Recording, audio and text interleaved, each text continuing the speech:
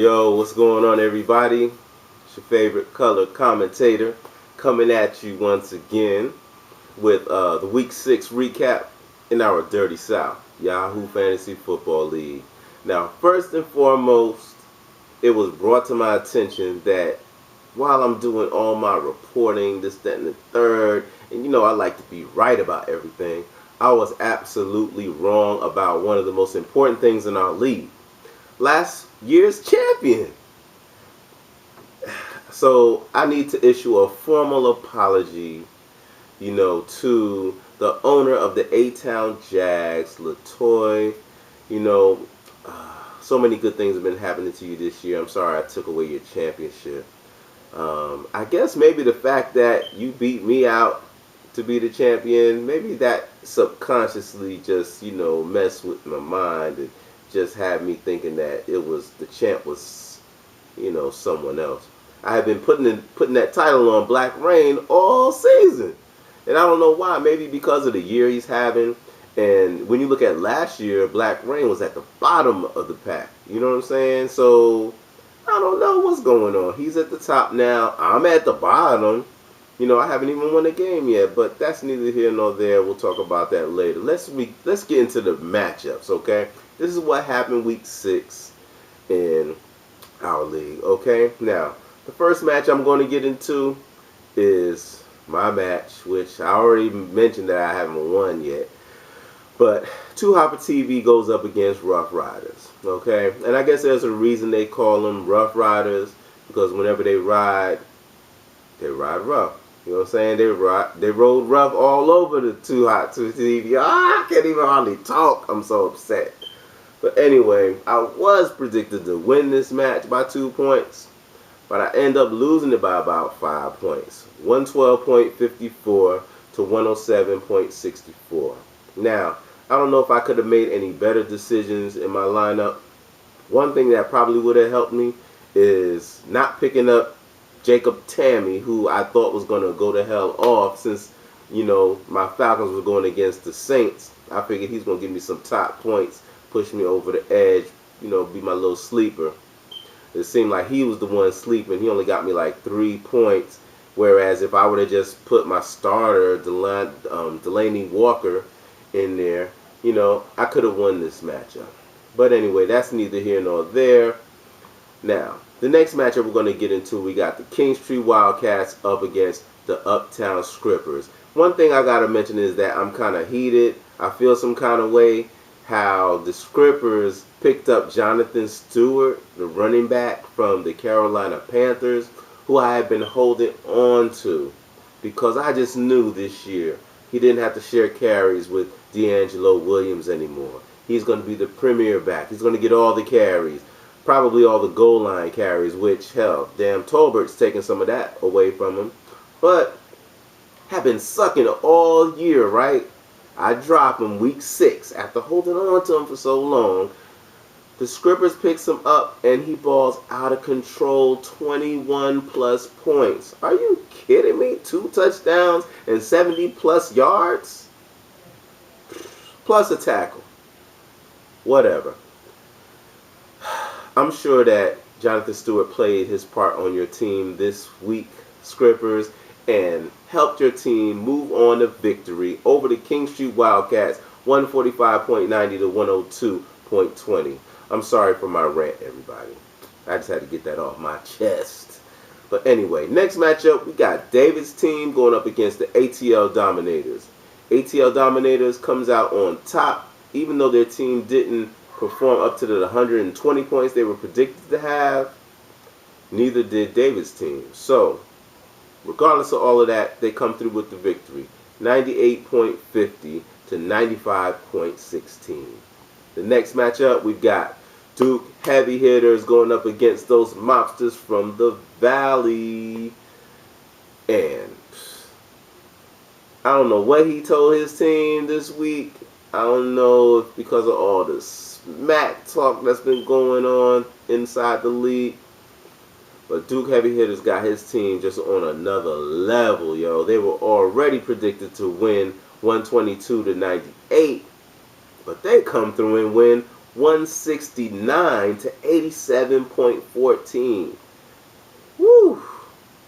So that was also that was also the biggest blowout this week as well, by 81 plus points. Nothing else to say on that one, but good win, coach. All right, now the next matchup I have is Black Rain going up against 50. Okay, this match features the team and the captain who I have been putting on that championship pedestal, and maybe there's a reason for that. Maybe he will become this year's champ unless somebody else in the league has something to say about that, okay? This week, 50 was trying to step up to, the challenge. They were predicted to win, by, a little bit less than a point. But they just couldn't pull it through. Black Rain comes through with the win. 134.64 to 114.72. Now, I don't know if there's anything that 50 could have done this week to try to help out his chances. But, hey, there's always next week, right? I know it's crazy with all these bye weeks and all, but, hey, we got to keep pushing, Now, the next matchup we're going to get into, we got the Delta Dogs versus the A-Town Jags. Now, with it being two women that's going against each other, the guys could sit back and watch this cat fight go on and all that good stuff, you know what I'm saying?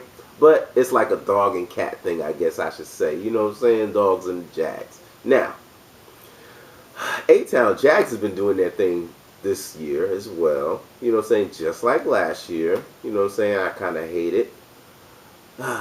But they come through with the victory. 145.18 to 108.30. Okay? Now, I know this was a rough game for the Delta Dogs, and they were probably a little sick when they saw the outcome, because they had so many points still sitting on their bench.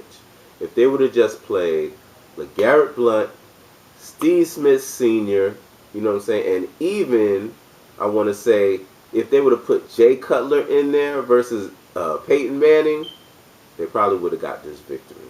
Okay? Hey, better luck next week, dogs. Now, the last matchup we're going to get into, we've got the catch number 13 against Christy Love's team. Okay? Now, the catch 13 comes through with a commanding victory, 128.90 to 99.66. Now, even though there probably wasn't too much that Christy Love's team could have done to win, they did have some points on the bench that they could have probably made this a little closer competition with excuse me, Cam Newton, who is her favorite quarterback. I know the Panthers is your team, cuz if you had Cam in the game, you know what I'm saying, if you had Torrey Smith in the game, they would have gave you, you know what I'm saying, about 25 more points to, try to get a little bit closer. And then plus you were missing the defensive player, cuz what's going on? You know what I mean? Yo, I'm going to give you a call because obviously you're neglecting your owner duties, you know what I'm saying, in the South. You know what I'm saying, that Dirty South League. So when you hear that hotline bling, it could only mean one thing. I'm trying to let you know that you're sleeping. But anyway, hey, that's enough of that. You know what I'm saying? Yo, week 7 is upon us, everybody. So I want you all to get up in the league and manage your rosters. Do not make any transactions. Do not drop any people. Do not pick up any people, because I need to go out there and find somebody who's going to help my team come up with a victory this week. Okay? It's Quan. It's your boys, my fam. You know what I'm saying? I like to wish you all good luck. And whoever I'm up against this week, which I can tell you real quick, is going to be Christy Love's team. And I'm hoping that maybe I won't make that call so I can go ahead and get this victory this week. And I hope maybe she don't see this video. You know what I'm saying? But before I go, I got to give the rankings. I almost forgot about the standings. Real quick. In first place, we got Black Rain, who is still undefeated, 6-0, 6-game winning streak. I'm waiting for somebody to do something about that. You know what I'm saying? And hopefully, maybe this week, A-Town Jags, probably the stiffest competition outside of the Rough Riders. You know what I'm saying? Maybe we can break that streak, okay? Now, second place, we got the Rough Riders with a record of 5-1. A-Town Jags in third place, also with a record of 5-1. In fourth place, D.U.K.E Heavy Hitters with a record of 4-2. In fifth place, also with a record of 4-2, we got the ATL Dominators and the Catch number 13 in sixth place, also with a record of 4-2. Now, with a record of 3-3, we've got in seventh place, fitting eighth place, the Mobsters from the Valley Mobsters. In ninth place, David's team. Okay. In 10th place with a record of 2-4, we got the Uptown Scrippers. In 11th place with a record of 1-5, we got Kingstree Wildcats. 12th place, Christy Love's team, record of 1-5. 13th place, we got the Delta Dogs. Come on, cuz. Me and you got to do something, but at least you got to win. 1-5 is your record, and me, I'm at the opposite side of the spectrum, unfortunately, with a record of 0-6. And it's embarrassing. I want to cry. But too hot for TV. We down in the basement. And, you know, at this point, it looked like somebody done locked the door on me. So I got to try to pry that lock open. Find the key and come back. You know what I'm saying? Come back to win it all. I know you all would be shocked that happened, wouldn't you? But you never know in fantasy football, y'all.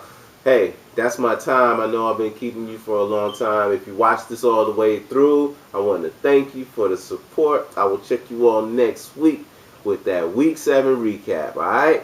Peace.